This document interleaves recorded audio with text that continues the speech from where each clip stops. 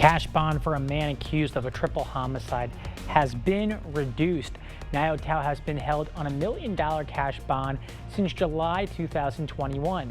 He is accused of shooting and killing 3 people execution style at a county quarry.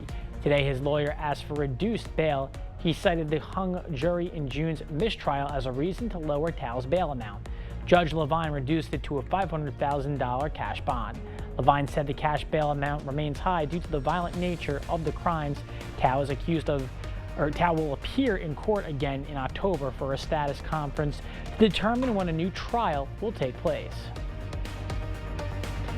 2 people in Monroe County have been arrested on dozens of charges related to an illegal animal shelter. 25-year-old Aaron J. Olson and 27-year-old Brennan Michelson have been arrested for allegedly mistreating and selling animals. Their listed address is this property on North Street in Sparta. Olson faces multiple counts of intentionally mistreating animals and improperly sanitizing animal shelters, selling dogs, and operating an animal shelter without a license. She's also charged with conspiracy to intentionally abandon an animal and obstructing an agency. Brennan Michelson has been arrested for similar charges and resisting an officer. They will both make their initial appearances in Monroe County Court on Thursday. A Coon Valley man's hunting and fishing licenses are revoked after a DNR investigation. According to a DNR release, they got a tip in November 2021 about someone shooting a buck with a rifle during archery season.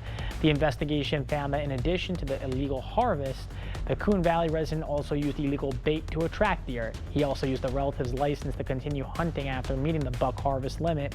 The DNR will revoke the man's hunting and fishing privileges for the next 3 years. He has received citations for the other charges.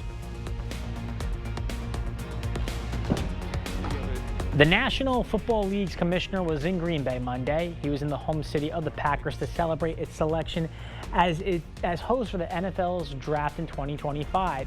Speaking at an event that was open to the public, Roger Goodell commented on the history Wisconsin has played in the league's draft. We moved the draft out of New York after over 50 years.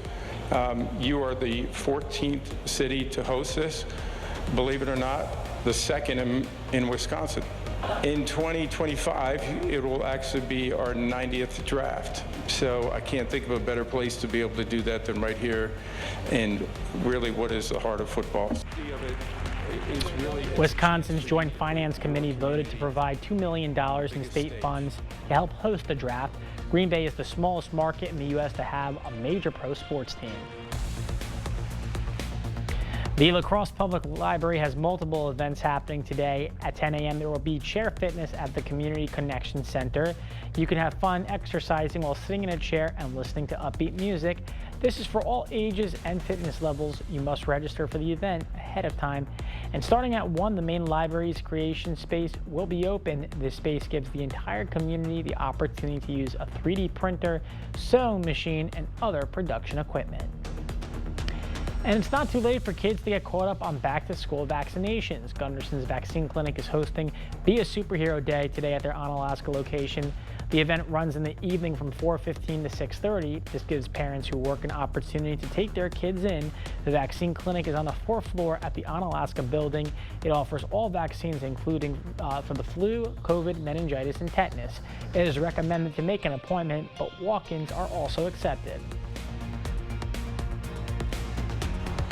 A national association says Gunderson Health System's emergency services are the cream of the crop. Gunderson has received this year's Emergency Nurse Association's Lantern Award.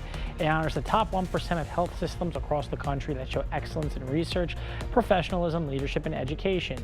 A head of Gunderson's Emergency Services Department says it's a huge honor and one that reflects a large amount of staff that make quality care happen.